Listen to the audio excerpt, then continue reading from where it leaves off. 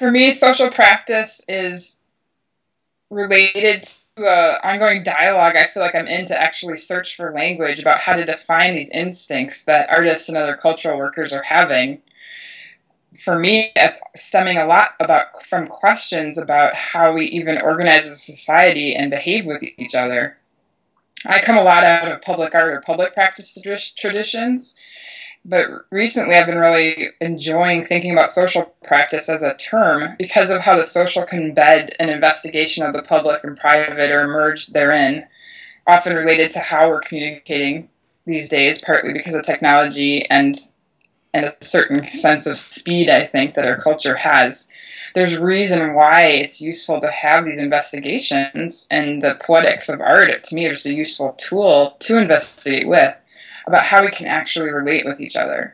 So I think part of what the kind of result of social practices in terms of what we're experiencing in the artwork is that it can be an investigation or experimentation with behavior. It can experiment with language. It can experiment with the location of where things occur. But at some level, it's still about building public conversation to me, building a conversation that helps us actually decide how we're going to organize as a society. And I think this is just an ongoing reason for us to get to know ourselves and orient ourselves to each other, and look at how the social can even occur. So just to apply that to my practice, I'm really interested in practices where artists, again, are using a lot of their poetic capacities and expansive capacities and applying it to a notion of agency. So agency as an exploration of authority, an exploration of how decisions or power even get translated or interchanged. And I'm really interested in a lot of the practices right now that I see where artists are mimicking or stretching institutional behavior, because institutional behavior is still a major kind of tool of a society. So one of the ways that I exercise that with my work is I have a project called MKE-LAX, MKE being the airport code for Milwaukee, Wisconsin, which is where I'm from, and LAX for Los Angeles. The project's about cultural exchange between Milwaukee and Los Angeles and the regions around them through residencies and public programs as a way of actually talking about regional poetics and what it means to translate one area of America to another and realize there's actually quite a significant degree of difference going on. This is particularly relevant for me because Los Angeles ends up being a mega producer of what American culture even is.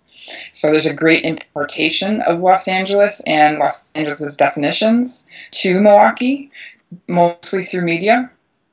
And I'm interested in what happens if Los Angeles also can begin to value another definition that might emerge from Milwaukee's, again, poetics, I think, coming out of a direct response to landscape and climate and all of those other things that can relate to a sense of a regional perspective.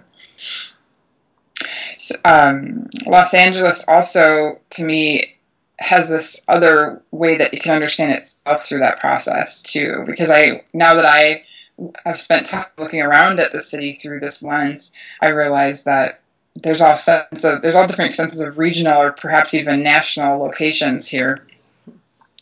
If we really want to start subdividing and looking, and cultural experimentation that comes out of that because of all the layering that occurs.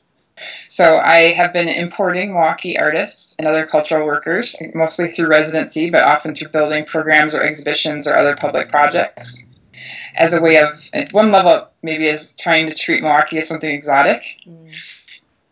Different than how the Hollywood industry has written what Milwaukee is. But I think at another level, again, it's just kind of asking a question of what is America. And then I'm in a second phase of the project where I'm also importing Los Angeles, a different version of Los Angeles, back into Milwaukee than the one that tends to be dominant there right now. So does that make Los Angeles an exotic, or is it already an exotic that's imported through its pop culture, and what you're importing is the less visibly or noticeably exotic Los Angeles? Well, I think it's exotic as a frame, exotic as a choice of action, and I think it's also maybe about seeing the mundane that the mundane and the exotic are just a step away from each other. Perhaps they're even merged.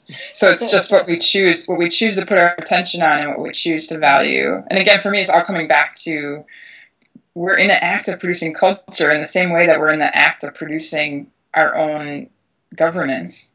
I mean, that's at least that's the America I want to produce. And so I think these kind of art projects, again, give us opportunities to test something socially, often because we're doing it in a location where we might not expect to have that kind of behavior.